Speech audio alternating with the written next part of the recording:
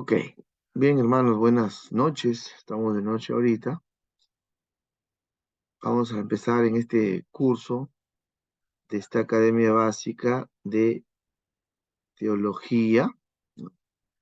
Este curso denominado hermenéutica básica. Quisiera dar algunos lineamientos, algunas ideas de lo que es la hermenéutica, que ustedes puedan tener una idea cómo es esto de la hermenéutica, ¿no? O algunos cursos que se tratan dentro de un seminario bíblico. Entonces, hermenéutica es uno de los temas muy importantes que ha de tratarse dentro del estudio de la teología, ¿sí? Porque aunque ahora se llama taller de interpretación, ¿sí? Taller de interpretación se llama, pero sigue siendo hermenéutica, claro está. Así que con toda confianza, con toda libertad, le repito, pregunte si no entiende algo. Estoy justamente para eso. ¿Ok? Entonces comenzamos con el tema del día de hoy. A manera de introducción, el deseo de todo buen cristiano y todo buen líder sobre todo, que le sirve a Dios en la iglesia, es tratar de entender. ¿Y qué cosa? La Biblia. Es tratar de enseñar la Biblia. Pero la idea de todo buen cristiano, todo buen líder, es tratar de enseñar correctamente. Como Pablo dice a Timoteo, procura con diligencia presentarte a Dios como obrero aprobado, que traza bien, que enseña bien, que comparte bien la palabra de verdad, ¿no? En otra ocasión le va a decir Pablo a Timoteo, cuídate de ti mismo, cuida la doctrina, haciendo esto te salvarás a ti mismo y a otro, ¿no? Entonces, la hermenéutica bíblica es una buena herramienta para poder llegar a cumplir ese anhelo, ese deseo que todo buen líder tiene en su corazón a la hora de estar frente de la iglesia, de la célula, del grupo, del ministerio, de un discípulo, frente a las personas que uno está compartiendo, ¿no? Entonces, llegar a cumplir lo que Jesús dijo. Jesús dijo en Juan 5:39, escudriñad las escrituras. Escudriñar significa investigar, significa profundizar, significa estudiar, ¿no? Escudriñar. En este caso, ¿qué cosa? Las escrituras. Escudriñar también significa, eh, por ejemplo, lo que hacen los buzos. Los buzos cuando entran a la mar a sacar los mejores peces, o sacar las mejores, los mejores tesoros que pueden haber en el mar, eh, entrar a lo más profundo, eso significa escudriñar, ¿sí? Eso es escudriñar. Y Jesús dijo escudriñar. En otras palabras, Jesús dijo profundicen, profundicen, profundícense en las escrituras, así como un buzo se profundiza dentro del mar, así tienen que profundizarse en las escrituras, en su contenido, en tratar de entender, ¿no? Entonces será importante recordar lo aprendido hasta hoy, como la teología de la oración, bueno, lo que decía ahí, ¿no? La humildad, las convicciones firmes, espirituales en Dios, el llamado de parte de Dios. Y asimismo invocar una vida equilibrada, como le vengo diciendo, ¿no? Una vida equilibrada entre el espíritu y la verdad.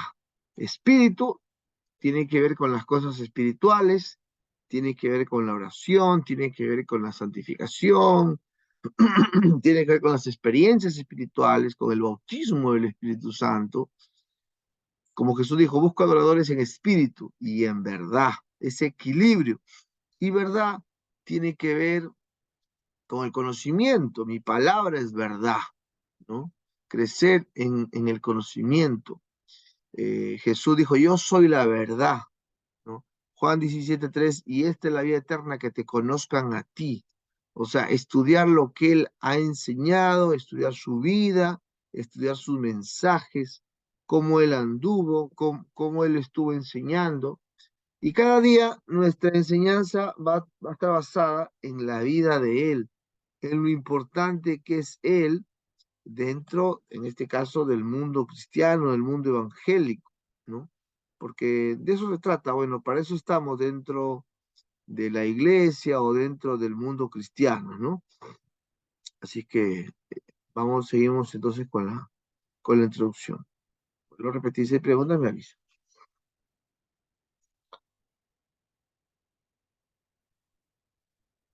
Vamos a un concepto, ¿sí? A un concepto de hermenéutica. ¿Qué es hermenéutica? Hermenéutica es la ciencia de la interpretación del texto bíblico, o sea, hermenéutica bíblica. Ahora, ¿por qué? Porque hay hermenéuticas de otras ramas de la ciencia. Hay hermenéutica del derecho, por ejemplo, y es la interpretación de los textos antiguos de los primeros abogados de los primeros siglos de Roma, por ejemplo, ¿no? En la actualidad también hay hermenéutica jurídica que usan los jueces para interpretar las leyes. Usted, bueno, le explico, como yo soy abogado también, le explico, ¿no? En el artículo 45 del Código Penal, si una persona mata a otra persona, será condenada con 25 años de prisión, ¿no? Literalmente dice así, pero el juez no puede aplicar literalmente ese artículo. El juez tiene que ver el caso, tiene que interpretar esa ley en base a las circunstancias del hecho, en base a las circunstancias del asesinato, de la muerte de una persona. Tendrá que ver, por ejemplo, como dice otro artículo, si es un joven de 18 años, tendrá la pena mínima. Si es una persona pasado los 65, 70 años de la tercera edad, tendrá la pena mínima. Si lo hizo en defensa propia, entonces no habrá pena. Entonces, ¿qué hace el juez? Equipara los artículos, equipara la ley e interpreta la ley y ve si es aplicable o no es aplicable una ley o una sentencia. Entonces, ¿qué hacen los jueces? Interpretan la ley, ¿no? Interpretan. Para eso, obviamente, los jueces también hacen sus estudios de hermenéutica. Nosotros, como cristianos, tenemos que hacer hermenéutica sí o sí, hermanos. Sí o sí. ¿Por qué? Porque la Biblia, pues, es un libro o muchos libros escritos hace 2000 años, hace 3000 años que se comenzó a escribir. Entonces, cómo podemos lo que dice ahí, aplicarlo literalmente a lo que está ahora, ¿no? Porque muchas cosas han cambiado totalmente. Por ejemplo, por ejemplo, antiguamente a los perros, que ahora son mascotas, eran mal vistos. Los perros eran ladrones de la carne, andaban en jaulilla, no eran tan domesticados, andaban libres por las calles, andaban en jaurías y lo que encontraban eso comían. Entonces un perro era símbolo de traidor, era símbolo de que no era bienvenido en un lugar, ¿no? Hoy hace un tiempo atrás se decía que los perros, ¿no? El mejor amigo del hombre, un perro. Es sinónimo de fidelidad en la actualidad. En esos tiempos, no, por eso la Biblia dice que ni un perrillo entrará al reino de los cielos, haciendo referencia al animal y haciendo referencia a las personas que son como los perros. No, no se les dejaba entrar a ningún lugar a los perros. Y esto es si había en los lugares donde tenían que cuidar, que se los amaestraban para cuidar, pero eran consideradas como mascotas como lo son ahora. Ahora, el tema de los perros se ha vuelto aún más, todavía más considerado para ellos, porque a los perros ahora se les considera parte de una familia y ahora se les llama hermanos menores. Recuerdo hace 2 años fui a visitar a una tía y su perrito, un piquinés, viene y me quiere morder, me está ladrando y me quería morder. Yo me hago a un costado, ¿no? Y mi tía le dice a su perrito, no lo muerdas, él es tu primo, dice. Él es tu primo, hijito, le dice. A mi tía, yo digo entre mí que ahora me ha tocado ser familia de perros, dije entre mí, ¿no? Pero entendiendo el contexto, para mi tía, ese perro es su hijo. Entonces, los tiempos cambian y nosotros tendríamos que ver cómo se aplica cada pasaje. ¿Es aplicable, no es aplicable en las circunstancias en que vivimos? He ahí la importancia de interpretar. ¿Qué dice ahí el concepto? Es la ciencia. Ciencia tiene que ver con investigación. Ciencia tiene que ver con estudio. Ciencia tiene que ver con materiales, con manuales, en este caso, que nos ayuden a interpretar, en este caso, el texto bíblico. Una simple regla de interpretación, como a veces lo he dicho, creo, con ustedes. Eh, lo que está escrito en el pasaje bíblico en la actualidad, ¿también está vigente o fue algo temporal o fue algo para su tiempo? Ejemplo. 1 Timoteo 2:9 dice, las mujeres callen en la congregación, no les permito hablar. Pregunta ese texto, ¿es aplicable también para nosotros en este tiempo? ¿O fue para un tiempo en la iglesia donde estuvo pastoreando el pastor Timoteo, el joven Timoteo? ¿O lo aplicamos también en este tiempo? Porque ahí dice, pero hermano, la Biblia dice que las mujeres callen, así que las mujeres se callan. No permito que las mujeres enseñen a su nombre. Gloria a Dios. Es palabra de Dios, inspirada por el apóstol Pablo, inspirada por el Espíritu Santo que le dio a Pablo, hermano. Así que las mujeres callen. Sin ir muy lejos, nuestra iglesia hace 40 años más o menos, antes de los 90, nuestra iglesia aplicaba eso y a las mujeres no se les permitía hablar en sesiones de negocios. En sesiones de negocio, 40, 50 años atrás, las mujeres en nuestra iglesia no podían opinar, ¿no? No podían opinar por ese texto, por ejemplo, ¿no? Podían ser líderes, sí, pero no podían opinar. Entonces, gracias a Dios, al estudio, gracias a Dios, a la hermenéutica que nos hace, ¿qué cosa? Interpretar para poder dar una enseñanza correcta, hermanos, ¿no? Esta palabra o esta ciencia hermenéutica viene del verbo del griego hermeneu, que significa interpretar. Estos nombrecitos griegos, de acuerdo a su significado, viene de la mitología griega, de los dioses griegos. Hermes, por ejemplo, ¿quién era Hermes? Era el intérprete de los dioses, ¿no? A Hermes se le conocía como el que interpretaba la voluntad de los dioses de la mitología griega, de los dioses del Olimpo, allá en Grecia, en aquellos años. Hermes era un personaje que interpretaba lo que Dios decía, o los dioses del Olimpo, Zeus, eh, Hermafrodita, entre otros dioses,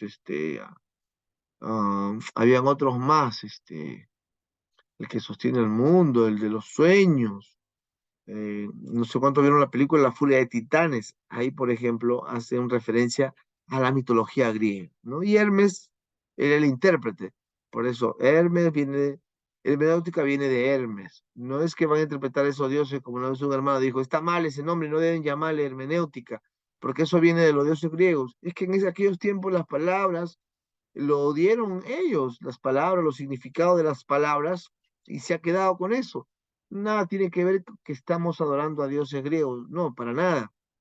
No les vayan a confundir, porque gente que a veces está en contra del estudio, le busca, como diríamos, la sin razón, y, y todo es contradecir, todo es hablar mal, todo está mal, todo es pecado, ¿no? Hasta la hermenéutica, pero hermenéutica es interpretar, ¿no? Es como diríamos, si somos así de radicales y de legalistas, todo es pecado, hermanos, todo es pecado. Entonces, si digo yo, por ejemplo, el sol es un dios para los incas. Entonces, nada que tenga que ver con el sol, yo voy a tener. O sea, de mi bolsillo, los soles, cuando tenga sol, lo voy a botar, porque estoy cargando a un dios, ¿no? Estoy cargando al dios sol. Entonces, todos los soles de mi bolsillo los voy a botar, no voy a recibir ningún sol. Entonces, eso es ser un extremista, que de repente por ahí usted se encuentra con alguien así. Cuando se encuentre con alguien así de extremista, antiestudios, antiteología, y yo le digo, ignórelo, no le converse, no le convenza, porque no lo va a poder hacer. La persona que está a veces, eh, que, que no está de acuerdo con estudiar, siempre la voz cala sin razón. Así es que yo le diría, no pierda su tiempo queriendo convencer a personas legalistas. ¿Ok? Exégesis, bueno, Hechos 14, ahí está la historia ahí cuando vieron a Pablo y creo que fue Bernabé, ¿no? A Pablo lo tomaron como hijo de los dioses, a Bernabé como el intérprete de Pablo, como hermeneuta, ¿no? Y ahí viene también la palabra hermenéutica. Entonces, ¿qué es hermenéutica? Es interpretación o interpretar.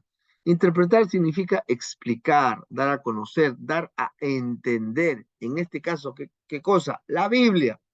La Biblia la tenemos que dar a entender sí o sí. Y vuelvo a repetir esto, la hermenéutica es una herramienta muy importante, hermanos, para nosotros en la actualidad. Hay otra palabra, exégesis, ¿sí? Exégesis. Exégesis tiene que ver con buscar el significado original del texto bíblico. O sea, yo tengo que irme al texto para entender qué es lo que quiso decir el escritor, qué es lo que quiso decir, qué quiso dar a entender el escritor para su tiempo y cómo yo lo aplico o no lo aplico a mi tiempo. Porque vuelvo a repetir, quizás fue algo única y exclusivamente para su tiempo, para el tiempo en que se escribió ese libro, ese pasaje, ese texto en particular, ¿sí? Y exégesis, en otras palabras, es meterse al texto y ver su significado o lo que significó para el tiempo en que fue escrito. He ahí lo importante, hermanos y hermanas, es que usted como buen líder, como buen cristiano, como decía mi pastor Rufino Alcántara, tiene que invertir en su llamado, tiene que invertir en sus materiales de estudio. Todo profesional necesita sus herramientas para trabajar. El contador necesita sus libros contables.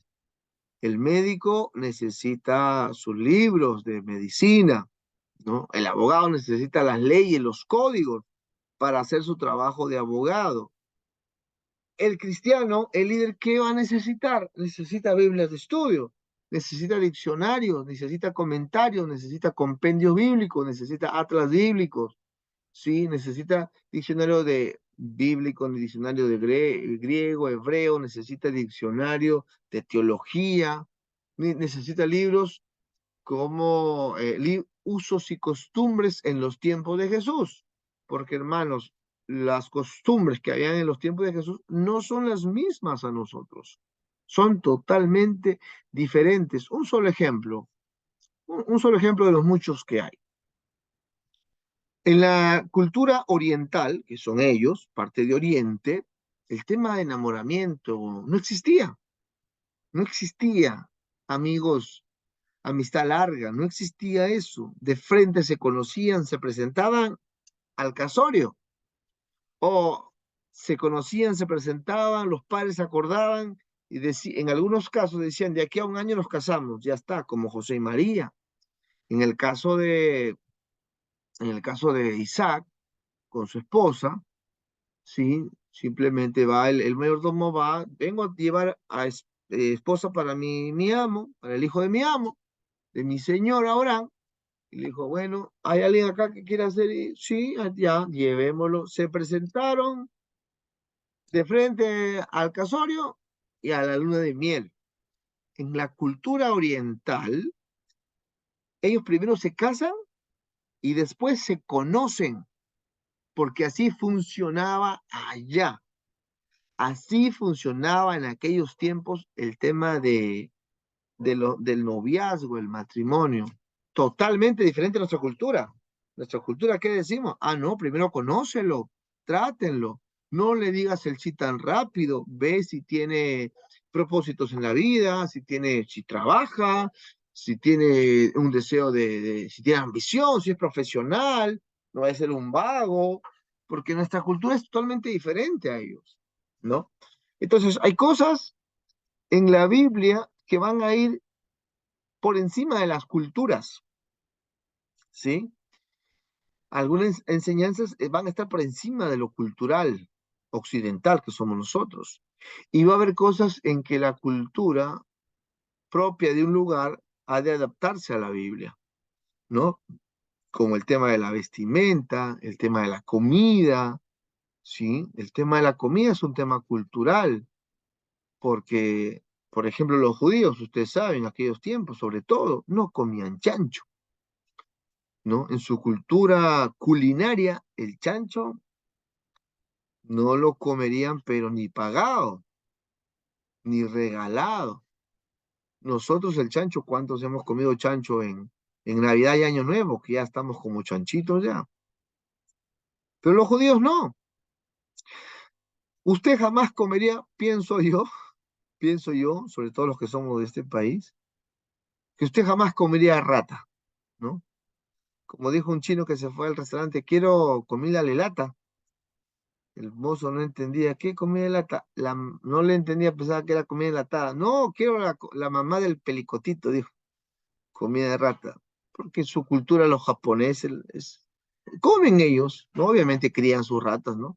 Pero nosotros, si nos presentan en el plato con su cola y su cabeza y nos digan, es de casa, rata limpia, no, no, no, no. Bueno, yo digo por mí, no sé usted, creo que tampoco no me atrevo a decir por usted. No lo comería en la vida una rata. ¿No? No lo comeríamos la rata con su cola y al verlo ya se nos revuelve todo y paso. Estoy de ayuno, hoy día no como. Gracias, estoy lleno, ya vine comiendo. Si vamos a una casa y nos presentan ahí, no lo como, no lo comeríamos. Lo mismo el judío, usted le presenta el chancho y para el judío el chancho significa un animal sucio, asqueroso. No lo comería, es parte de su cultura. Igual nosotros no lo comeríamos porque lo que representa la rata, ¿no? Entonces, tampoco podríamos hacer de la comida una doctrina. ¿Saben qué? En todo el mundo no coman chancho. Nadie coma chancho porque los judíos no comían chancho. No, es cultura. En ese aspecto, la Biblia o el contenido o el principio, la enseñanza, se adapta a la cultura de un país, de un lugar. No sé si me estoy dejando entender. Si no, pregunte nada más. Entonces, vuelvo al punto. He ahí lo importante de estudiar hermenéutica para interpretar la Biblia, para entender el contexto, para entender por qué se escribió lo que se escribió y ver si hay algún principio bíblico aquí, hay alguna palabra de Dios en este texto o solamente es algo de su tiempo. Porque usted tiene que saber, hermano, hermana, que en la Biblia, que en la palabra de Dios, ¿no? Que tenemos historia, tenemos costumbres, tenemos cultura, ¿sí? Tenemos leyes, tenemos mandamientos y también tenemos palabra de Dios. ¿Todo es palabra de Dios? No, no todo es palabra de Dios, porque hay historias. La Biblia no, los escritores bíblicos no esconden nada. Si dice que Jacob tuvo cuatro mujeres tuvo. Ahora, ¿qué es eso? ¿Una regla a seguir? No, es parte de la historia, como sucedió.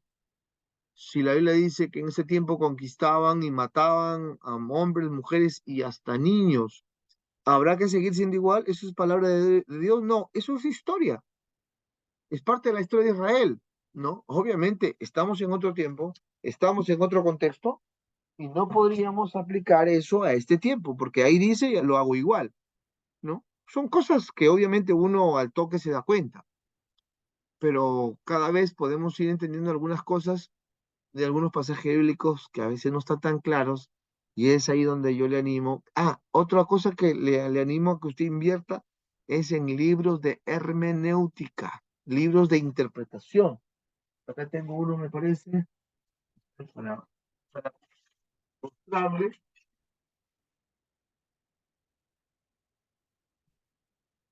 por ejemplo, es uno de los muchos que hay, ¿sí?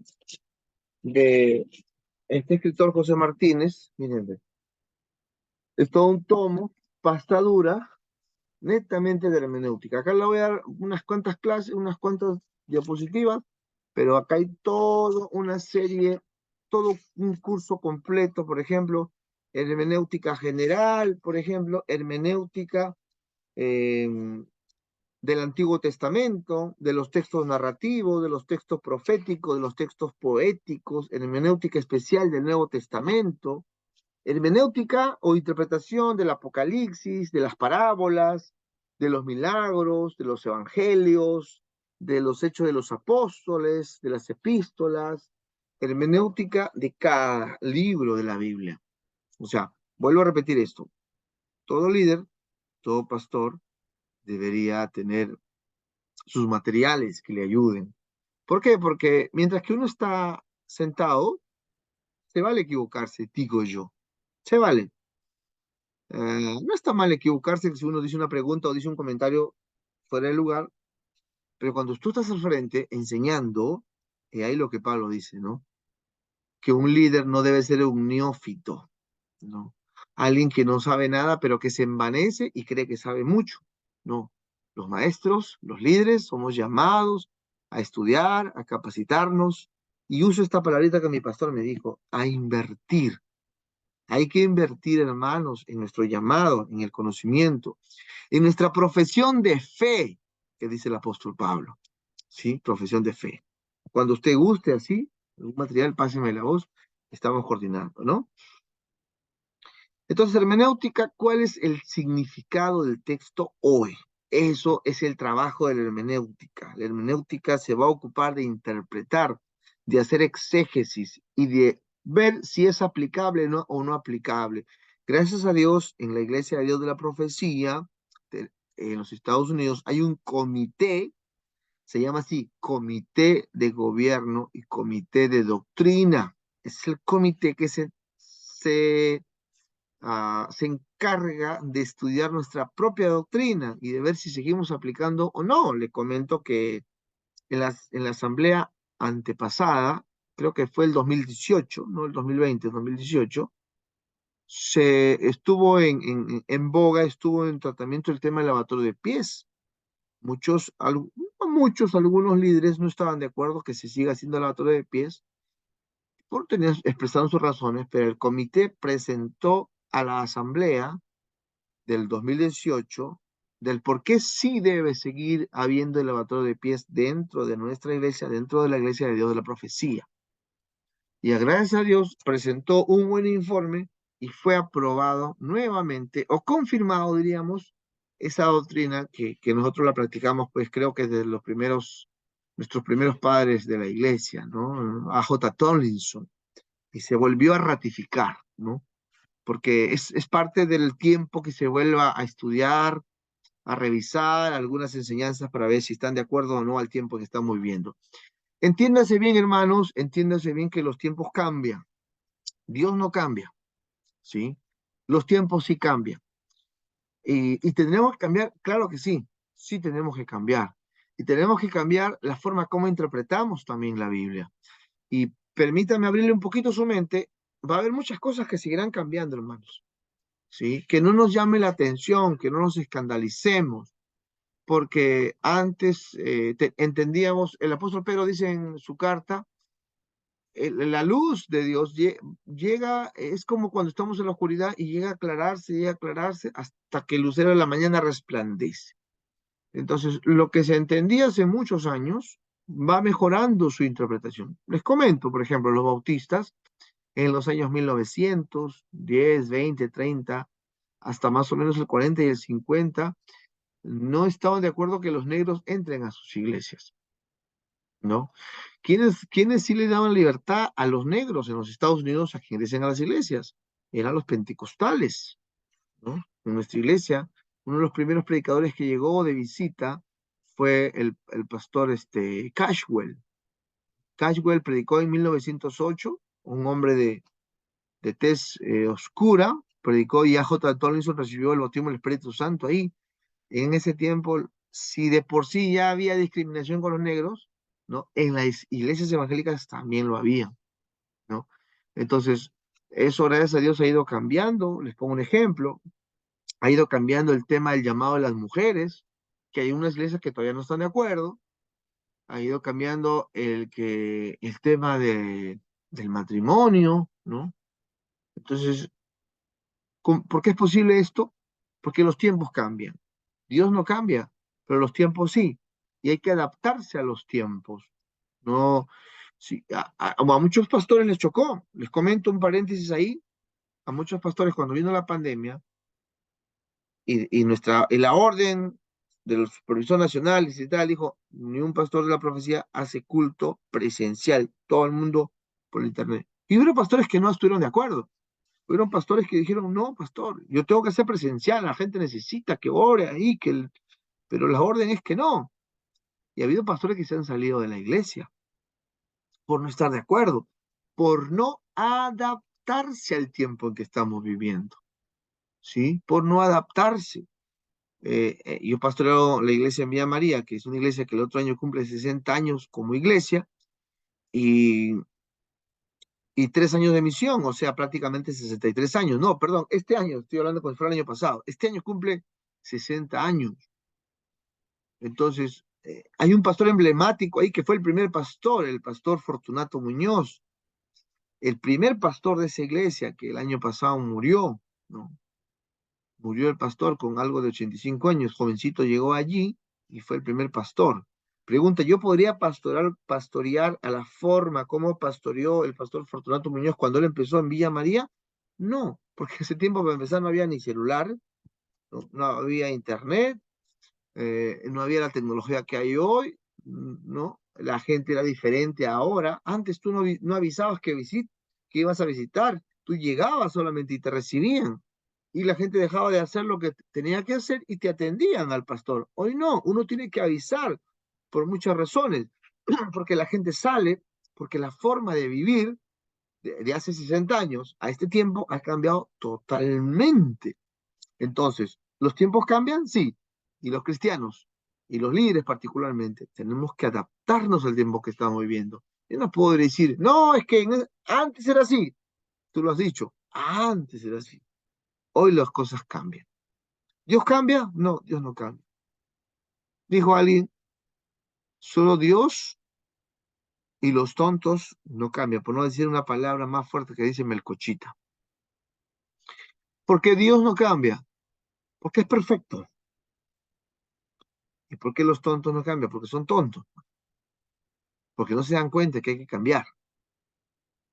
Pero nosotros, que si somos sabios, tenemos que cambiar. En todo, en el matrimonio, en la convivencia, ¿no? Si mi papá fue machista, si mi papá no hacía nada en la casa, si mi mamá lo hacía todo, él llegaba a su trabajo y no movía un dedo porque ya trabajó. Hoy por hoy no podemos darnos ese lujo los hombres, porque hay que ayudar en los quehaceres del hogar, por ejemplo, ¿no? ¿Preguntas hasta ahí?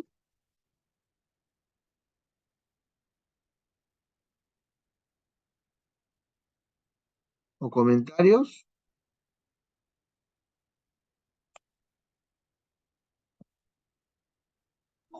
Pastor, solo decir que qué difícil es cambiar el, los pensamientos de los antiguos, ¿no? Como se podría decir así. Sí. Es un poco difícil, es un poco complicado. Hay que respetarlos, hay que entenderles su contexto, porque no se prepararon, ¿no? Yo el otro día hablaba con mi esposa, le digo, si Cristo no viene antes, tenemos ahorita 40 años, en promedio 45 años los dos. Y si Dios nos permite la vida, pónganse de acá 30 o 40 años, que tengamos 70, 80. ¿Cómo será la juventud? ¿Cómo serán las cosas en ese tiempo? ¿Cómo será, cómo predicarán? ¿Cómo se vestirán? ¿Y qué voy a decir? En mi tiempo se usaba camisa. En mi tiempo era otro tiempo. si no entiendo y no me adapto de aquí a 80 años? Entonces, ¿quiénes son lamentablemente los que se quedan rezagados? Los que no se actualizan, los que no estudian, los que no se preparan. En nuestra iglesia ahorita hermano Víctor, bueno, ya no está ahorita, pero es como un líder emblemático, es el obispo Héctor Ortiz. Héctor Ortiz, viene de debajo de Tollins, y él siempre ha estado capacitando a los pastores. Y él ha estado en los tiempos cómo eran las convenciones y las asambleas, por ejemplo, sin luces y sin humo. Ha estado en convenciones que ha habido luces y que ha habido humo.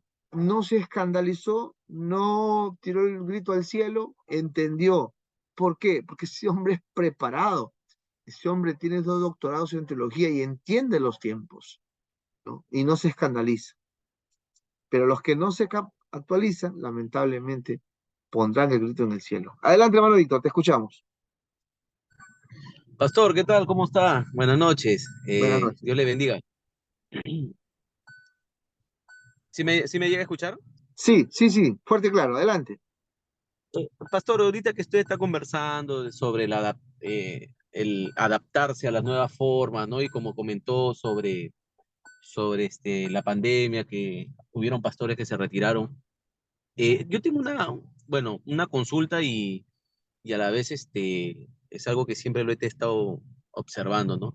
Por ejemplo, en la escritura dice que nosotros no debemos jurar, ¿no? No debemos hacer vamos a decir, un juramento sería como también un pacto, ¿no? O sea, eh, solamente dice que nuestro Sí, sí, respuesta sea sí, sí o sea no, ¿no? ya. En el caso de la membresía, se hace un juramento y prácticamente es un juramento. Bueno, yo he visto siempre un juramento, ¿no? Y, y bueno, no, si nos vamos a la Biblia, pues no deberíamos nosotros hacer ese tipo de acción, ¿no? Entonces, esa es más que nada mi pregunta, ¿no? Sobre ese punto, ¿no? Ya. Para empezar, no es un juramento, es una promesa. Hay dos cosas muy diferentes ahí, en lo que es promesa y lo que es juramento.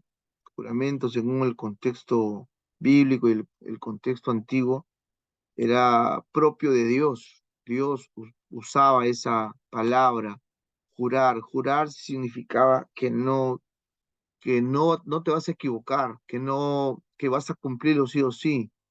Eso solamente lo puede hacer Dios. El ser humano no lo puede hacer, no puede cumplir a cabalidad algo. Si puede prometer, hay una diferencia allí en promesa y juramento. Eh, pero tiene que ver con su contexto en Dios más que en el hombre en este caso. Es lo que te puedo decir, hermano. Después sería interesante estudiar más a profundidad esa palabra, eh, ver si estamos aplicando eso o no, pero del Pastor, y pacto, bueno, y si hablamos de promesa, en la escritura también dice, ¿no? Es mejor que no prometas a Dios algo si si no no lo lo vas vas a a cumplir, cumplir, ¿no? claro. Entonces, nosotros, por ejemplo, hacemos el pacto de membresía, pero pueden haber 2 años, 5 años, o 10 años, o 20 años un miembro y se puede ir al mundo, ¿no? Y a las finales se está cometiendo prácticamente lo mismo, ¿no? Entonces, bueno, como usted dice, ¿no? Se tendría que estudiar bastante bien a fondo, ¿no? Claro, hay que entender dos cosas. Uno, que Dios no podemos jugar con Dios, obviamente. O sea, el mensaje bíblico tiene que ser equilibrado, justicia y gracia.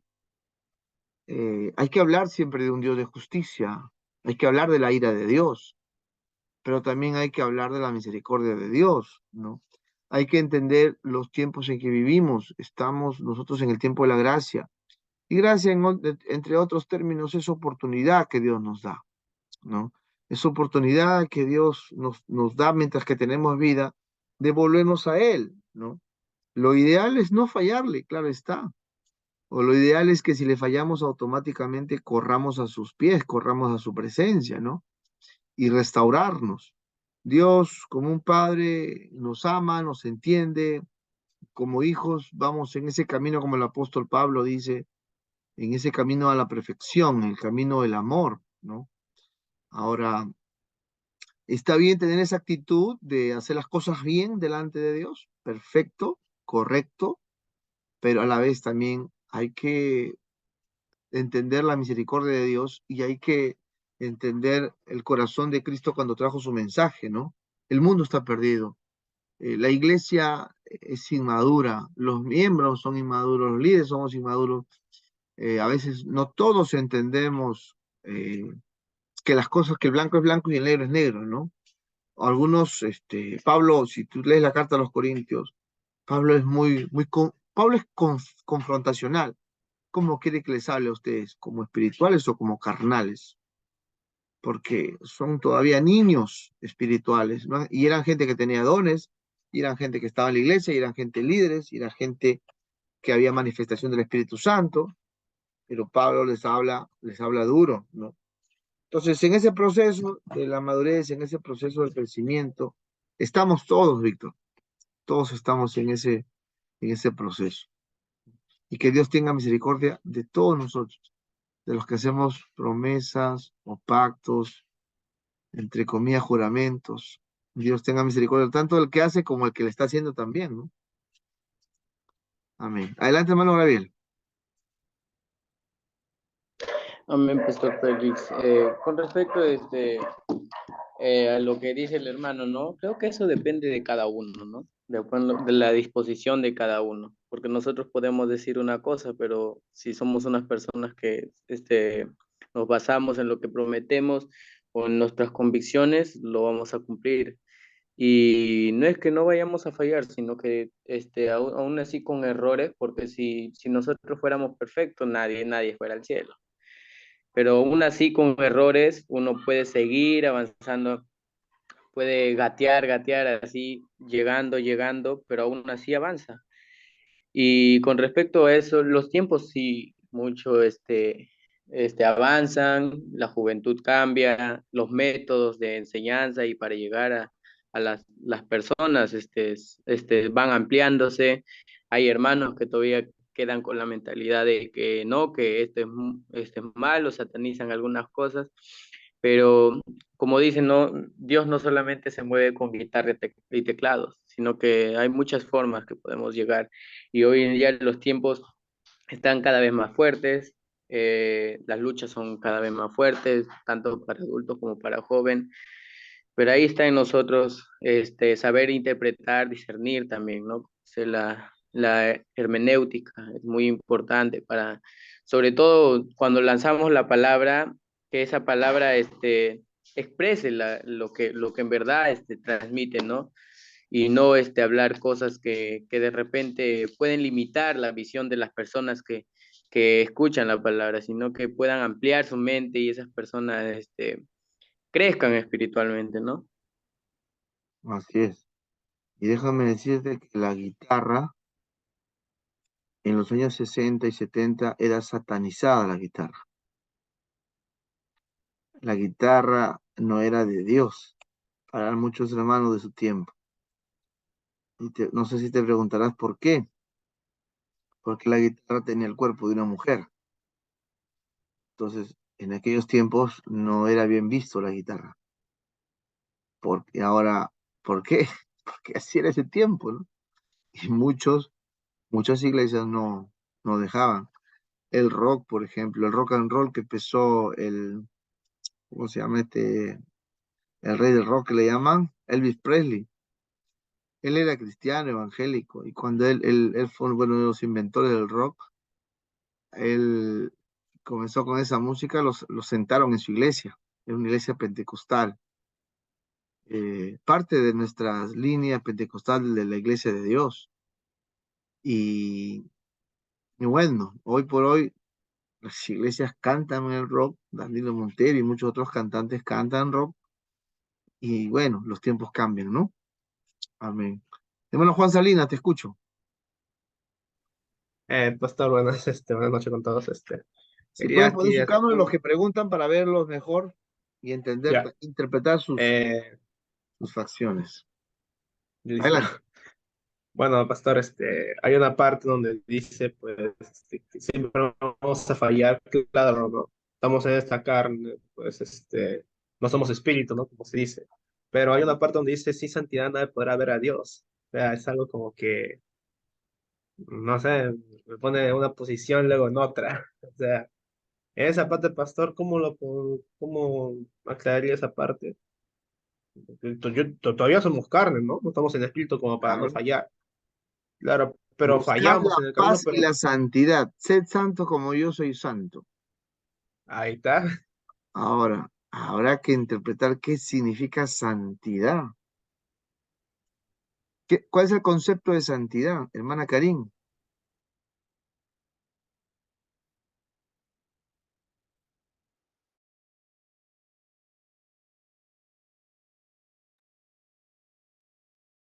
¿Qué es el concepto de Santidad santidad? abarca mucho, ¿verdad? Tanto en un estilo de vida, el de poder quizás practicar lo que nos manda la palabra, ¿no? O sea, pues, abarca mucho lo que es la santidad en actitud, ¿verdad?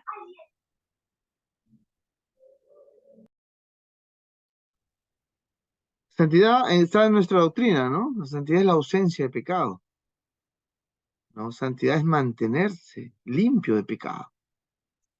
Algo puro, ¿no? Sí. Ahora, ¿dónde radica la santidad? Pero el concepto de santidad, hace unos 30 años, más o menos 40 años hacia atrás, nuestra iglesia radicaba en la ropa, por ejemplo. La ropa es santidad, el pelo es santidad. Si estás tapado, eso es santidad. Pero, pero ¿dónde está la pureza? ¿Afuera o adentro, bíblicamente hablando? Adentro, porque en la Biblia dice, lo que entra en el hombre, no, o lo que está fuera del hombre no es lo que contamina al hombre, sino lo que sale del hombre. ¿Dónde están las concupiscencias? ¿Dónde están las tentaciones? ¿Dónde nacen? En el corazón, ¿no? Entonces, gracias a Dios se va estudiando, se va entendiendo, y como dice Mateo, las bienaventuranzas, bienaventurados los de limpio, Corazón. bienaventurados los de limpio corazón. Nosotros podremos hablar lenguas, podremos tener teología, podremos diezmar, aunque algunos no diezman, podremos de todo estar en ahí, pero si en nuestro corazón estamos resentidos, estamos enojados, tenemos rencor, el escritor de los Hebreos dice que no haya raíz de amargura. ¿Y qué da amargura? El resentimiento.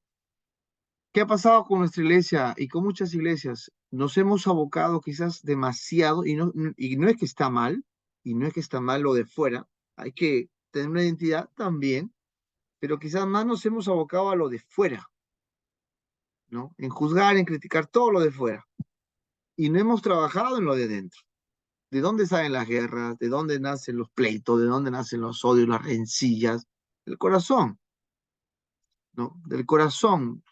Y la santidad debe comenzar allí. Y tenemos sobre toda cosa guardada, ¿no? Tenemos que cuidar nuestro corazón. Porque ahí se almacena, hablando, en otras palabras, el alma, ¿no? Ahí se almacena el odio, el rencor, el resentimiento. Hay gente que dice, yo cumplo mi diezmo, ¿eh? Yo cumplo mi diezmo. Ah, pero el pastor no me agrada. El pastor no me agrada. Yo sé que Dios me va a bendecir. Sí, me imagino a Dios que le dirá, ¿y este hipócrita qué hace acá? No entendió la palabra.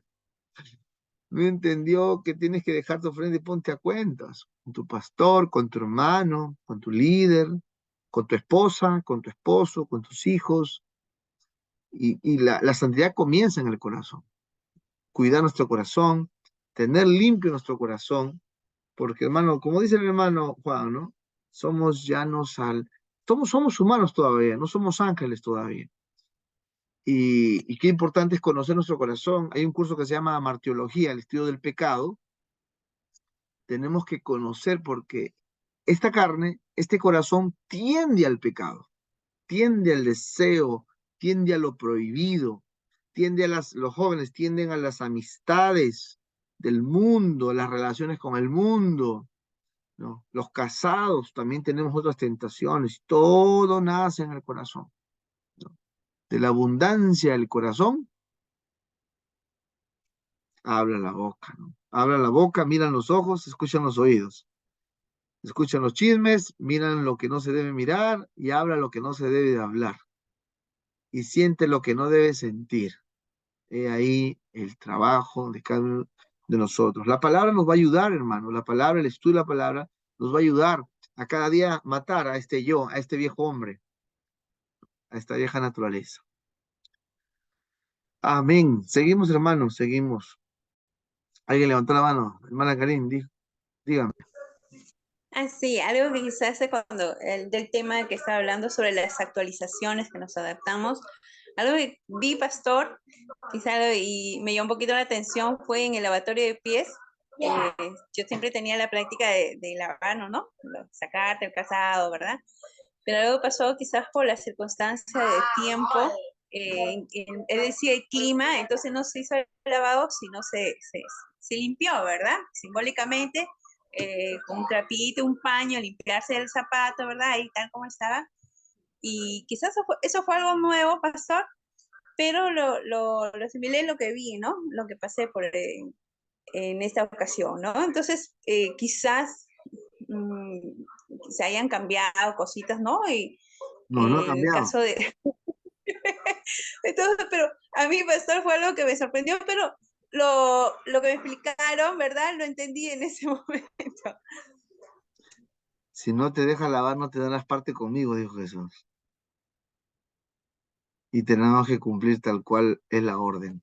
Ahí se aplica, por ejemplo, el método en la interpretación, hay el método teológico. Hay varios métodos, te comento. Método literal, método gramático, el método simbólico, el método racional, ¿no? El método dogmático, y en ese texto se usa el método teológico existencial.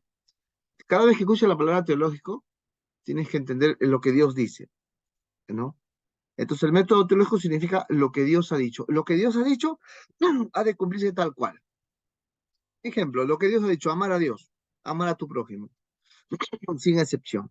Eso es método teológico existencial. También es literal. En ese texto, Dios dijo, Jesús, ¿no? Dios dijo, lávense, lávense. Fue algo que existió y fue algo que lo dijo. Y si es algo que lo dijo, el método de interpretación dice, eso se tiene que hacer. Yo, el Señor y Maestro, bien dices, Pedro, si yo, el Señor, le he lavado, ustedes también háganlo. Nuestra iglesia aplica ese método. Asamblea de Dios, por ejemplo, y otras iglesias aplican el método simbólico, que eso simboliza la humildad, ¿no? Simboliza la humildad. Y no es literal ni tampoco es existencial de que hay que hacerlo así. Bueno, cada uno a rendir cuentas, ¿no? Recuerdo cuando expusimos esa doctrina, lo expuso el pastor Rufino, él estuvo exponiéndolo en Asamblea de Dios, porque nosotros en ese tiempo no había CETI, y estudiamos en Asamblea de Dios. Él lo explicó al detalle. No se trata de lavar los pies sucios, porque estaba en una cena y tenían los pies limpios. No se trata ahí con los pies cochinazos, a ver, lávenme, ¿quién me lava? ¿Quién es más humilde? Que llena de pezuñas. No, no es para eso la lavatoria de pies. Estaban en la cena, se fueron preparados en la cena. Jesús le dijo, preparen la cena, vamos a ir. Y era una reunión, era su última reunión, y obviamente estaban de una u otra manera, higiénicamente listos, ¿no? Y Jesús fue claro en esa ocasión, si yo, el Señor y Maestro, le he lavado los pies, ustedes también deben hacerlo. No sé si cambiará eso algún día, no lo sé, pero hasta ahorita no ha cambiado, ya vamos, ¿cuánto? 19, 120 años como institución, desde que se creó la Iglesia de la Profecía, y todavía estamos manteniendo esa línea, ¿no? Este año cumplimos 120 años, en junio. Bien, pero es interesante ver y comentar, aunque obviamente hay excepciones, claro está, porque cuando es una ancianita que el agua lo va a hacer mal de repente, puede ser una excepción. El COVID, por ejemplo, el COVID no permitió, el obispo Vidal una vez me comentó, ha habido lugares que por la cercanía no se ha podido hacer, solamente se ha podido hacer Santa Cena, pero son excepciones, no es la regla. No es la regla a seguir. ¿Ok? Vamos a seguir. Nos faltan unas diapositivas todavía. Deme un segundito, por favor. Están tocando mi puerta.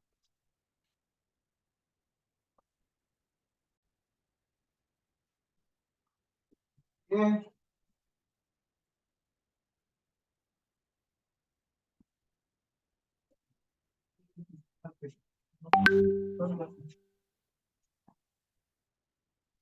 Disculpen, disculpen.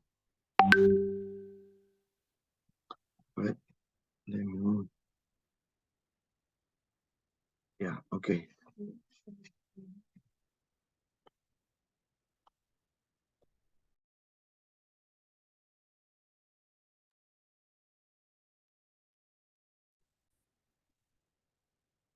Bien, seguimos entonces, ¿ya?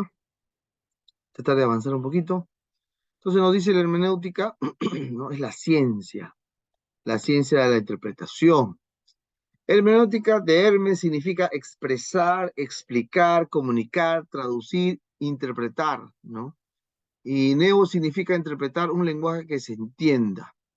¿Por qué es necesario el estudio de hermenéutica? Porque la Biblia debe ser interpretada, porque fue escrita en un tiempo totalmente diferente al nuestro, en un tiempo, en una época y en un lugar, para variar, totalmente diferente a las nuestras, ¿no?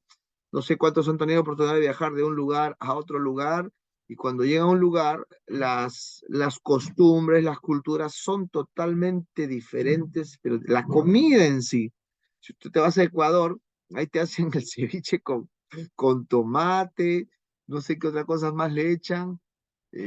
Uno dice, no, el ceviche no es así, porque pensamos que el ceviche es única y exclusivamente aquí en Perú, ¿no? Y así, son otras culturas. Entonces seguimos. La Biblia tiene muchos mensajes o muchos pasajes fáciles de entender, facilísimos. La Biblia es para niños, hermanos. Marcos 4 dice, no, otra vez comenzó Jesús a enseñar junto al mar y se reunió alrededor de él mucha gente, tanto que entrando en una barca y les enseñaba por parábolas muchas cosas y le decía en su doctrina. He aquí el sembrador salió a sembrar. ¿Quién lo entiende eso? Un niño de pecho lo entiende, creo eso. Hay cosas fáciles de entender, pero también la misma Biblia nos insta o nos hace referencia de que hay algunas difíciles de entender, ¿no? Por ejemplo, 1 Pedro capítulo 3, versículo 15 dice, y tened entendido que la paciencia de nuestro Señor Jesús es para salvación, como también nuestro amado hermano Pablo, según la sabiduría que le ha sido dada, os ha escrito casi en todas sus epístolas, hablando en ellas de estas cosas, entre las cuales, y ahí dice, hay algunas difíciles de entender, las cuales los indoctos e inconstantes tuercen. Les dije anteriormente, hay cosas fáciles, hay cosas para niños, las parábolas, lo entiende un niño, ¿sí? Lo entiende un niño acá, hoy el sembrador se lo va a sembrar, lo entiende cualquiera, pero también la Biblia nos dice, el apóstol Pedro dice, hay algunas cosas eh, entre las cuales hay algunas difíciles de entender. Es ahí que necesitamos hermenéutica, es ahí que necesitamos interpretar, es ahí que necesita usted irse al seminario bíblico para estudiar con más profundidad la palabra del Señor. Indoctos e inconstantes. ¿Qué es un indocto? Una persona que no está preparada, que no está versada en un tema, en otras palabras, un ignorante. No está bien que seamos ignorantes de las escrituras. Tenemos que ser nosotros investigadores de las escrituras. Tenemos que ser estudiosos de las escrituras. Tenemos que ser como los de Berea. Los de Berea, según el libro de los Hechos, aun si Pablo predicaba o enseñaba en su iglesia, los bereanos no se quedaban con la boca abierta. Él cotejaban con las escrituras que tenían del Antiguo Testamento. Entonces, un indocto es alguien que no está versado. Inconstante, es una persona que viene, va a la iglesia de vez en cuando se anima. Es esa clase de cristianos que no se afirma. Y lo peor es que a sus hijos le enseña a ser así. Entonces, un cristiano debe ser una persona constante, que se congregue siempre, de que habrá circunstancias de salud, de trabajo, de familia, de viaje, que no pueda asistir a la iglesia y que informa a su pastor. Sí, todos lo pasamos, emergencias, pero por lo general, un buen cristiano debe ser una persona constante en su fidelidad, en su asistencia a la casa de Dios, en las enseñanzas de los días martes de liderazgo. Debe ser constante. Un inconstante habla una cosa por otra, escucha una cosa por otra por cualquier lugar, por internet, por YouTube, por la televisión y habla lo que se le parece. Ese es un inconstante. Y los indoctos e inconstantes tuercen, como también las otras escrituras para su propia perdición.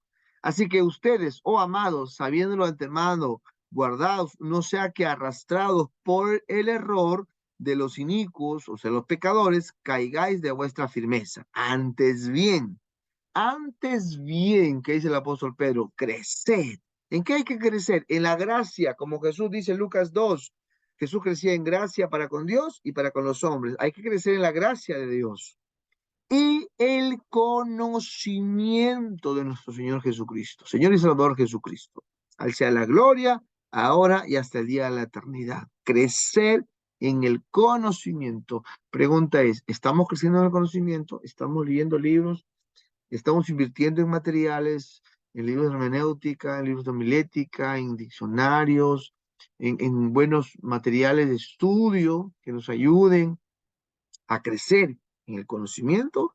Y si no, le vuelvo a repetir lo que dije al comienzo, invierta en su conocimiento, invierta en su llamado. Seguimos. Fundamentos para ser intérprete de la Biblia. O sea, no cualquiera puede interpretar la Biblia. Tiene que tener unas bases para ser un intérprete. No cualquiera puede agarrar, dice, a ver qué dice acá. Las mujeres no se corten el pelo. Ah, ninguna mujer tiene que cortarse el pelo, porque acá dice, Primera de Corintios, capítulo 11, versículo 15, dice, no se corten el pelo, mis estimadas hermanas. Así que pelonas las quiero a todos ustedes, porque acá dice así. No, para ser intérprete hay ciertas cualidades, ciertos fundamentos. Número uno, el intérprete debe ser nacido de nuevo, o sea, debe ser cristiano. El que no naciere de nuevo no puede ver el reino de Dios. Y Corintios 2, 1 Corintios 2, 14 dice, el hombre natural no percibe las cosas que son del Espíritu de Dios, porque se han de discernir espiritualmente. Porque para entender la Biblia, hermano, necesitamos fe. Y fe tiene que ver con cosas espirituales, ¿sí? Tiene que ver con cosas espirituales. Entonces, primer requisito, primer fundamento de un intérprete, tiene que nacer de nuevo. El intérprete debe ser espiritual y tener una completa dependencia, dirección y guía del Espíritu Santo. El hombre natural es todo aquel que no ha nacido de nuevo, por muy inteligente que sea. El hombre espiritual es el que ha nacido de nuevo y vive una vida guiada por el Espíritu, evidenciándose por el ejercicio práctico de la palabra de Dios. El hombre carnal es el que ha nacido de nuevo, pero vive como el hombre natural.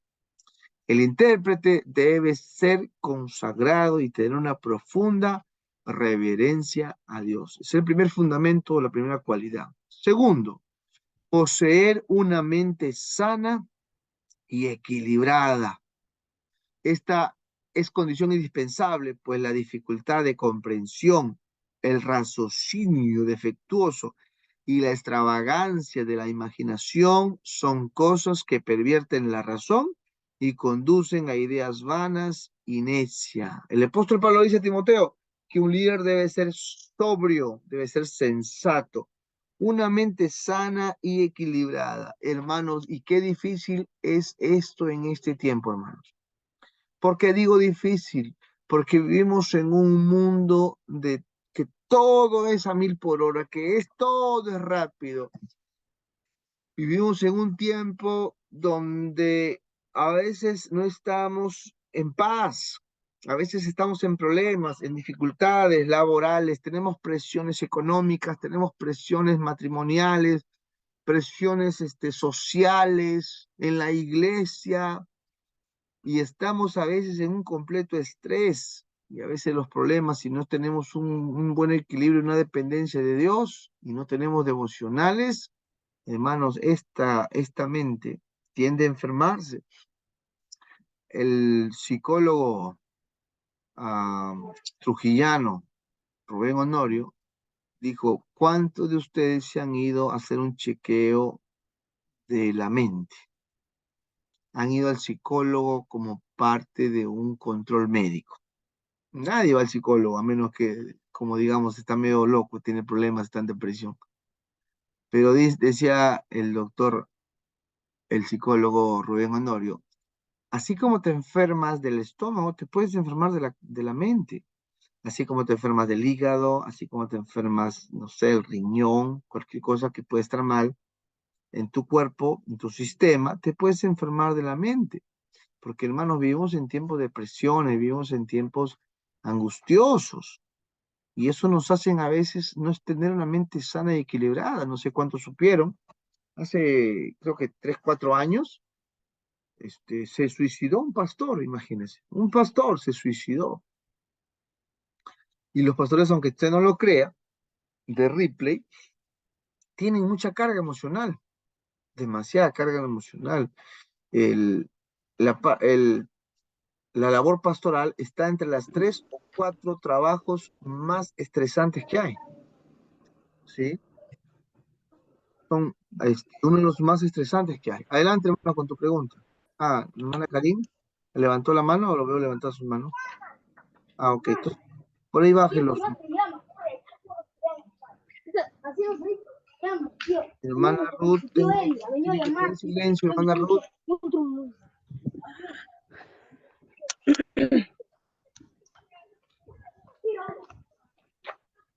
Hermana Ruth Flores, póngalo en mute su micrófono.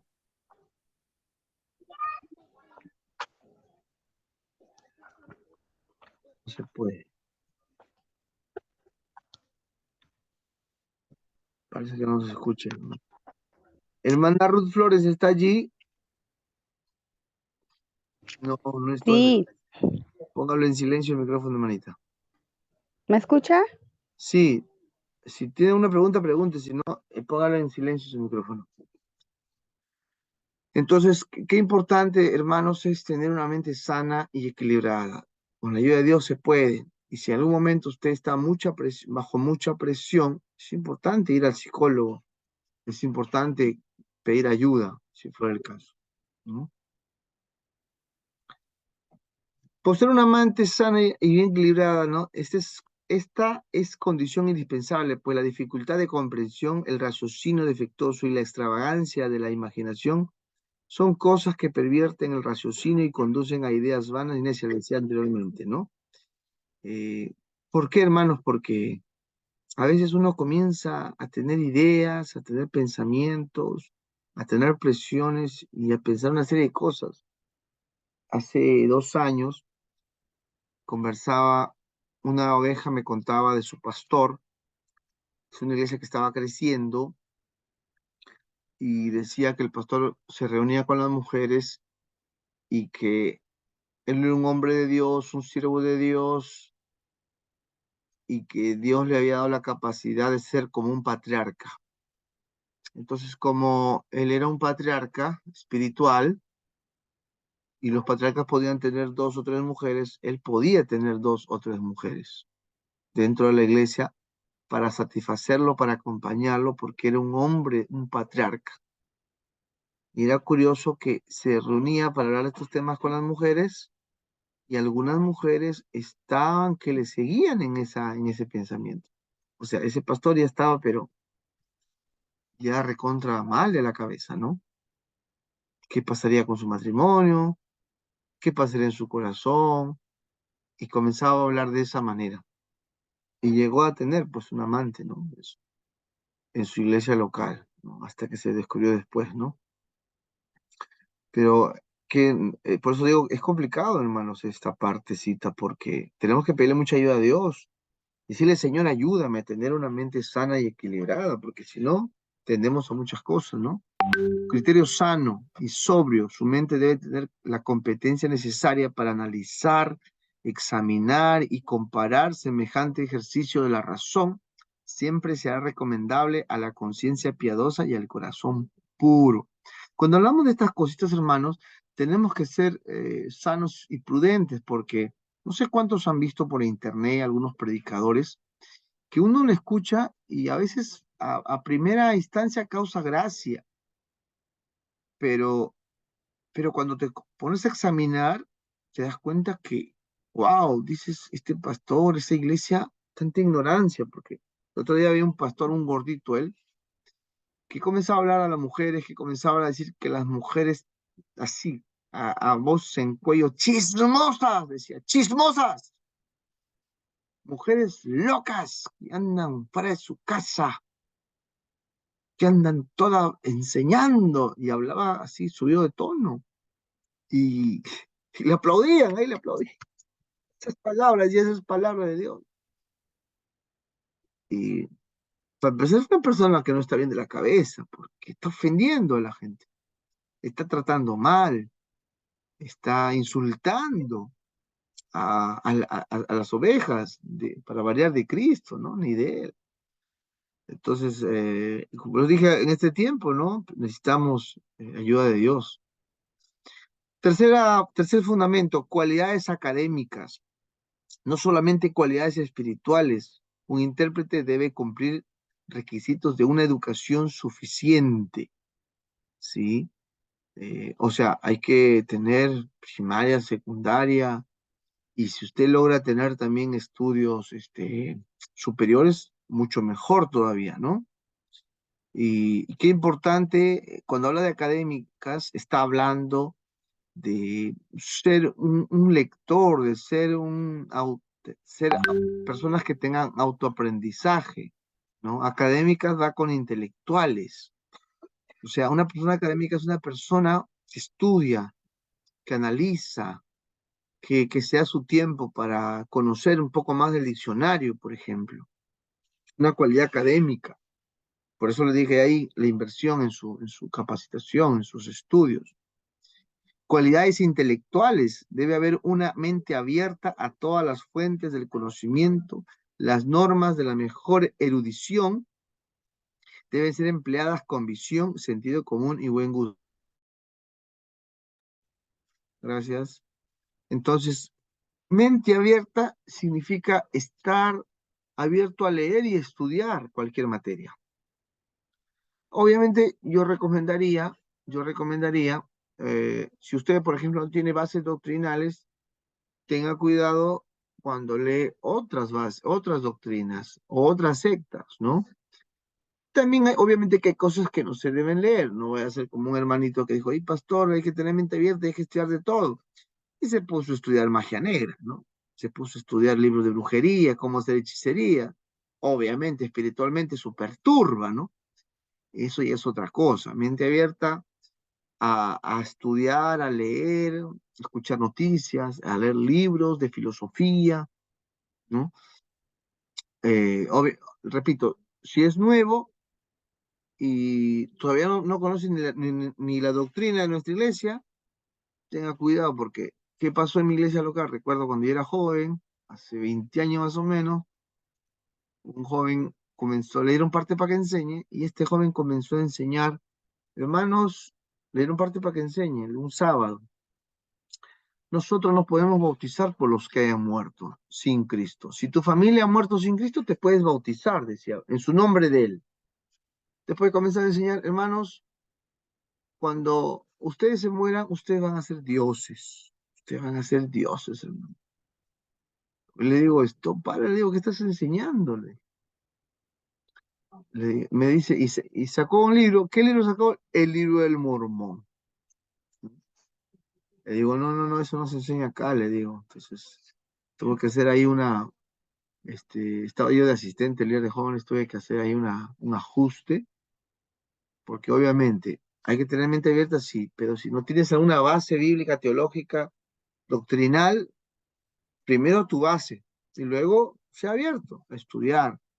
Intelectual también a escuchar otras posturas teológicas, ¿no? Porque nosotros somos de la teología pentecostal, de la teología de Arminio, Pero es también, como le dije la semana antepasada, está la teología de Calvino. Entonces hay que ser abiertos en leer. Mantenemos nuestra postura. La salvación se puede perder. Ellos te van a decir que no. Nosotros vamos a decir que sí, que hay que cuidar la salvación con temor y temblor. Pero no nos podemos cerrar a leer, ¿no? Eso es intelectual. Proverbios 2:7 dice, hijo mío, si recibieres mis palabras y mis mandamientos guardar dentro de ti, haciendo estar atento tu oído a la sabiduría, si inclinares tu corazón a la prudencia, si la clamares a la inteligencia y a la prudencia dieres tu voz, si como a la plata la buscares y la escudriñares como a tesoros, entonces entenderás el temor de Jehová y hallarás el conocimiento de Dios, porque Jehová da la sabiduría y de su boca viene el conocimiento y la inteligencia. Él provee de sana sabiduría a los rectos, es escudo a los que caminan rectamente. El pasaje comienza diciendo que hay que buscar, que hay que estar atento a las palabras de Dios, que hay que ser inteligentes, que hay que buscarlas como tesoro. En otras palabras, está hablando de un esfuerzo en la parte académica, hermano, ¿no? Entonces, todo cristiano, todo líder debe tener estos fundamentos para ser un buen intérprete. Ahora, hay que tener cuidado de algunas cosas para ser buenos intérpretes también. Cuidados personales, cuidar los ojos, que son los ojos, la lámpara del cuerpo es el ojo, ¿no? Así que si tu ojo es bueno, todo tu cuerpo estará lleno de luz, pero si tu ojo es maligno, todo tu cuerpo estará en tinieblas. ¿Qué ven nuestros ojos? Ven películas muy tarde, subidas de tono y decimos, soy maduro, lo puedo ver. Ven actos sexuales explícitos, yo soy maduro y lo puedo ver. Hay que cuidar los ojos. Otra cosa, estudio cuidadoso de la hermenéutica, lectura diaria. Todo cristiano tiene el deber de leer la palabra de Dios todos los días. Debemos ser responsables en nuestra lectura de la palabra, de nuestros devocionales. Bueno, ahora que está de moda leer y escuchar, ¿no? Escuchar también los devocionales. Yo les invito a que puedan entrar a nuestro Facebook de Vía María, IDP Vía María, inscríbase ahí todos los días. Hacemos un devocional cortito de 2 minutos y medio, aunque eso es, como ahora todo es rápido, pero a la vez le animo también que personalmente cada uno de nosotros lo hagamos. Escudriñar, ¿sí? Escudriñar es como si estuviéramos buscando algo que no encontramos, ¿no? Es hacer una lectura detallada. Memorizar. La Escritura nos declara que en nosotros debe abundar la palabra de Cristo para enseñar y exhortar. Colosenses 3:16 dice, la palabra de Cristo more en abundancia en vosotros, para que nuestro corazón se llene de sabiduría, de pureza. Tenemos que meterle harta palabra, porque lo que haya en nuestro corazón hablará nuestra boca. Comparar con pasajes paralelos del mismo tema, debemos hacer comparaciones, pues en unos lugares se da más luz sobre unos puntos que en otros. Otra cosa que tiene que ser intérprete es meditar. Habiendo hecho todo lo anterior, estamos en capacidad de meditarla, teniendo nuestros pensamientos en ella en todo tiempo. Josué 1:8 dice, nunca se aparte de tu boca este libro de la ley, más bien medita en él de día y de noche, para que guardes en hacer, ¿sí? Perdón, para que guardes y cumplas todo lo que está escrito en él. Así tendrás éxito y todo te saldrá bien. Entonces, qué importante, hermanos, es memorizar, comparar, meditar, ¿sí? Lectura diaria, escudriñar, para poder ser buenos maestros de la palabra de Dios. Algunos obstáculos que impiden la iluminación. Iluminación tiene que ver con entender las escrituras. El sectarismo, ¿no? Doctrinas de hombres que no tienen fundamento bíblico, basadas en malas interpretaciones. El asegurar algo porque lo dice mi pastor o porque así enseñan en mi iglesia. O sea, si algo el pastor o el se enseña que no tiene respaldo bíblico, eso es sectarismo, ¿sí? Sectarismo. Algo que no tiene respaldo bíblico, ¿no? Acá en mi iglesia, a los que vienen a esta iglesia, el pastor le muestra quiénes son salvos y quiénes no son salvos, porque el pastor lo dice, no. Esas son cosas que le pertenecen solamente a Dios. Prejuicios. Debemos quitar todo prejuicio en cuenta a género, raza, estatus social, espirituales, etcétera. Prejuicios con respecto a las personas, hombre, mujer, a la raza, al estatus social. Prejuicios también a la vestimenta. A veces, como te veo, como te veo, te trato, ¿no? Entonces hay que tener mucho cuidado con eso también, porque a veces tenemos cosas preconcebidas ya, ¿no? Cosas preconcebidas, y lo que yo tengo acá, busco en la Biblia. Por ejemplo, hay iglesias que está prohibido que las mujeres usen sandalias, por ejemplo. ¿Lo dice en la Biblia? ¿Lo prohíben? No, simplemente al pastor se le ocurrió, es un prejuicio, es un prejuicio. Hoy por hoy, por ejemplo, no tenemos que tener prejuicio a los homosexuales, por ejemplo. ¿Qué pasa si a las iglesias locales viene un travesti, un homosexual o una pareja? ¿Los debemos dejar entrar? ¿Sí o no? ¿Qué haría Jesús? ¿No? Entonces hay que tener cuidado con el tema de los prejuicios. La cultura afecta para apreciar la verdad. Queremos creer que algo es de Dios por el simple hecho que la mayoría lo dice, ¿no? Creer que algo es de Dios, o porque un grupo lo practica, supuestamente ya es de Dios. Tenemos que ver si algún principio bíblico lo respalda o no. No sé si se da cuenta, pero hermanos, hay tantas cosas que tenemos en la palabra del Señor o que tenemos en nuestras iglesias o que vienen de nuestros hermanos antiguos y que simplemente nosotros lo hemos dado por sentado de que es así. Pero qué importante es tomarse tiempo para estudiar la palabra de Dios, analizarla, interpretarla y, bueno, dar un buen mensaje. ¿Alguna pregunta hasta ahí?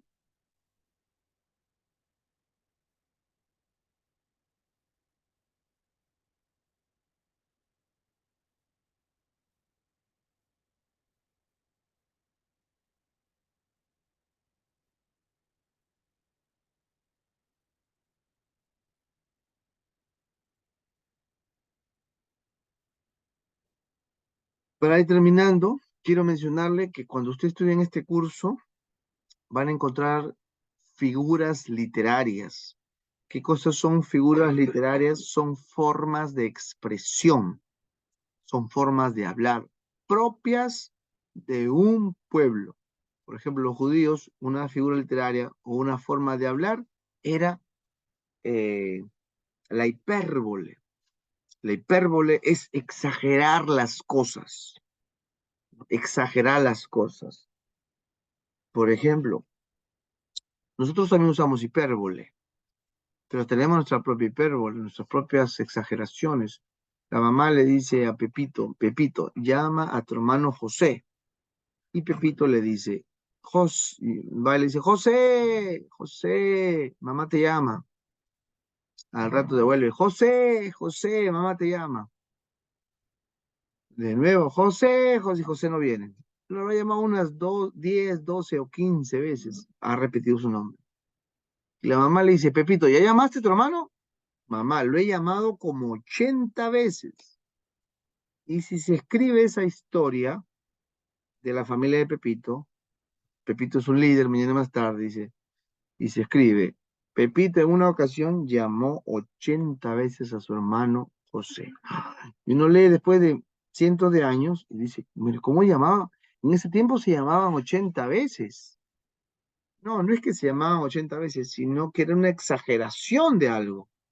Entonces en la Biblia también hay hipérboles, hay muchas exageraciones. Y es ahí que tenemos que ir un poco a la gramática para entender o conocer la cultura, el contexto de las figuras literarias, de las formas de expresión, de los hebraísmos, de los similes, de las metáforas, de las comparaciones, ¿no? Y, por ejemplo, los católicos cuando leen, yo soy el pan de vida, yo soy el pan de vida. El que de mí comiere no tendrá hambre jamás. Yo soy el pan de vida, Jesús.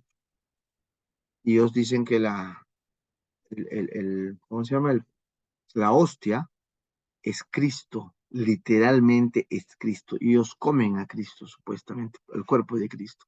Pero ¿qué cosa es eso? Es una metáfora, es una comparación. Yo soy el pan, yo soy el camino, yo soy la verdad, yo soy la puerta, ¿sí? Los 7 yo sois. ¿Qué cosas son eso? Son comparaciones, son metáforas. También el así como, también son similes, son comparaciones. Entonces los judíos en hermenéutica se tienen que estudiar y hay todo un libro completo de hermenéutica, perdón, de figuras literarias. ¿Qué son figuras literarias? Formas de expresión, formas de hablar propias de un pueblo. Decía, que entre un rico por el ojo de una aguja. Eso es propio de allá, no es las agujas que tenemos nosotros, ¿no? Entonces ahí le vamos a encontrar figuras literarias, formas de expresión, ¿no? O figuras retóricas, parte de la cultura, vamos a encontrar todo eso. Vamos a encontrar también, como les decía, el simil, la metáfora, el antropomorfismo, ¿no? Creo que les mencioné esto. Por ejemplo, el antropomorfismo y el zoomorfismo. ¿Qué cosa es eso? El antropomorfismo es cuando el escritor escribe dándole figuras humanas a Dios. El zoomorfismo, el escritor escribe dándole figuras de animales a Dios. Y el antropopatismo, el escritor le pone sentimientos humanos a Dios. ¿Por qué escribe así el escritor? Para que nosotros podamos entender a Dios. El escritor va a decir, y vi la espalda de Dios, la mano de Dios, los pies de Dios, ¿no? Pregunta, ¿Dios tiene manos? Los ojos de Dios. Pregunta, ¿Dios tiene ojos? ¿Dios tiene manos? ¿Dios tiene pies? ¿Sí o no? ¿Qué dicen ustedes?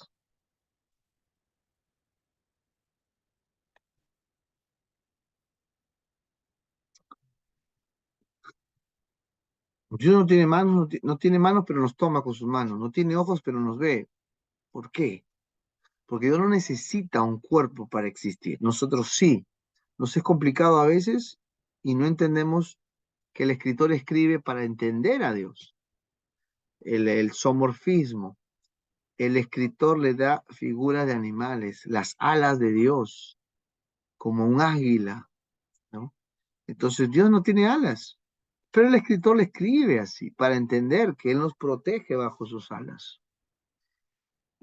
Antropopatismo, darle sentimientos humanos a Dios. Génesis 6 dice, y se arrepintió Dios de haber creado al hombre. Pregunta, ¿Dios se arrepiente como nosotros, los humanos? Obviamente, Dios no se arrepiente, porque Dios, a Él nada le sorprende, nada de sorpresa, Él lo sabe todo. Pero entonces, ¿por qué el escritor le pone que se arrepiente? Para entender que a Él le duele, que a Él no le agrada que le fallemos. Entonces el escritor escribe poniéndole sentimientos humanos a Dios como si fuera un simple mortal. Pero cuando se estudia teología, cuando se estudia hermenéutica, se llega a la conclusión de que Dios no actúa como humano, no actúa como humano, actúa como Dios, ¿sí?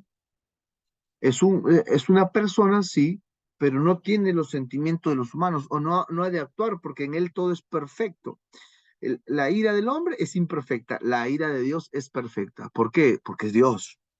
La venganza en el humano es imperfecta, la venganza de Dios es perfecta. ¿Por qué? Porque es Dios. ¿Qué más? El juicio de Dios es perfecto, el juicio del hombre es imperfecto, porque el hombre es humano y Dios es perfecto.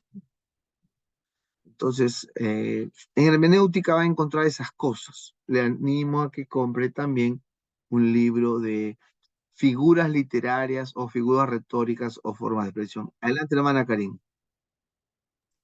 Sí, pastor, algo que lo que usted está hablando, es cierto que nosotros hemos trabajado bastante lo cual es la reina, en la versión Reina Valera, ¿verdad? Tanto el 60 como la actual. Pero habrá quizás alguna versión que digamos no haya muchos errores o que se haya actualizado quizás a las traducciones originales que se puede recomendar para poder hacer un estudio, porque sabemos que la Reina de Valera, si bien es cierto, hay muchas cosas buenas, pero hay unas cosas que han sido añadidas y otras quitadas. No, no necesariamente quitadas o agregadas, sino es que la Reina Valera se escribió, la mayoría que se usa en las iglesias es la versión del año 60. Y en el año 60 el lenguaje, traducción español, era dijisteis, llamasteis, vinisteis, desierto, desierto, os digo, desierto, desierto, ¿no? Y el lenguaje en el 2022 ya no se usa así. El lenguaje cambia, el mensaje no cambia. El lenguaje sí, hoy no se dice desierto, desierto, hoy se dice en verdad, te digo, ¿no? Ya no se dijiste ni llamaste, que es en los términos de la Reina Valera. Ahora, los teólogos dicen, para que tú entiendas mejor, tienes que usar por lo menos unas 4 a 5 versiones, porque cada una de ellas, de una u otra manera, ha usado los textos más antiguos. Y déjenme decirle que las traducciones tienen que ver mucho con el país también, porque han de traducir de acuerdo al lugar donde está. Por ejemplo, en el Salmo 51, cuando traducen para una cierta región del África, donde nunca han visto ovejas, donde nunca han visto la nieve, y el Salmo 51 dice, dice, ¿no? Será más blanco que la nieve, ¿no? Más blanco que la nieve. Y ahí nunca han visto nieve en cierta parte del África, nunca han visto nieve, ni siquiera por televisión, porque son cultura. Entonces, ¿qué pone el escritor, el traductor, las versiones? No pueden ponerle más blanco a la nieve, ni van a entender que es la nieve. Pero ¿qué para ellos es blanco, blanco, blanco? Unos plátanos, la cáscara de unos ciertos plátanos que al abrirlos son más blancos de lo que tenemos acá, súper blanco. Y ahí dice eh, que tus pecados serán más limpios, mis pecados serán limpios como la cáscara interna del plátano. Así dice en esa versión, en esa traducción. Entonces, para entender mejor a nuestro contexto, tendríamos que usar unas 3 a 4 versiones. Recomiendo la nueva versión internacional, recomiendo la Peshita, recomiendo la Reina Valera, la nueva traducción viviente, ¿no? Y hay otra más que estoy usando, bueno, NTV, nueva traducción viviente, nueva versión internacional, Peshita, la versión, esta versión que tengo por acá, la otra, las católicas que son clarísimas, la Dios habla hoy, la Nácar Colunga, son versiones católicas, pero que su traducción es claro, claro, clarísimo, clarísimo, clarísimo. Obviamente, no tome como palabra inspirada los deuterocanónicos o lo que viene inmerso, ¿no? Aparte de los 66 libros que están entre el medio. Eso, bueno. Pero lo ideal para hacer una mejor interpretación es 4 o 5 versiones. Un texto lo compare con 4 o 5 versiones. Por eso, otro punto. Usted como estudiante de teología, futuro estudiante de teología, pone su escritorio, pone su Reina Valera en medio, pone su NBI en un costado, su nueva traducción en otro costado, su Dios habla hoy, su Nácar Colunga, su Biblia de Jerusalén, unas 5 o 6 versiones ahí, y compara y lee. Y al comparar le va a dar más lucidez. No hay algunas versiones que sean de las originales ya no existen, son las copias más antiguas nada más, los rollos más antiguos que existen. Y déjeme decirle que de rollos existen muchos rollos. Por ejemplo, el libro del Nuevo Testamento, del Evangelio de Juan, o del Nuevo Testamento, hay 5.000 rollos en diferentes lugares. Entonces, traducir no es una cuestión tan sencilla. Una traducción o una nueva versión es un trabajo mínimo de 10 años, que es el trabajo de unos 30 traductores. que se toma su tiempo, ¿no? Mínimo 10 años. Entonces, actualizando al lenguaje actual que se va teniendo, de eso se tratan las versiones, ¿no? Obviamente no hay nada perfecto, obviamente, solamente Dios, pero el mensaje está ahí entendible, ¿no? Mensaje de salvación, mensaje del perdón, mensaje de Cristo, varían entre una y otra por el tema de los manuscritos que puedan tener a la hora de traducir. Por eso hay ahí comparar. Yo le animo, compre sus versiones, ¿no? Puede ir a la librería que tenemos acá, nuestro hermano Henry,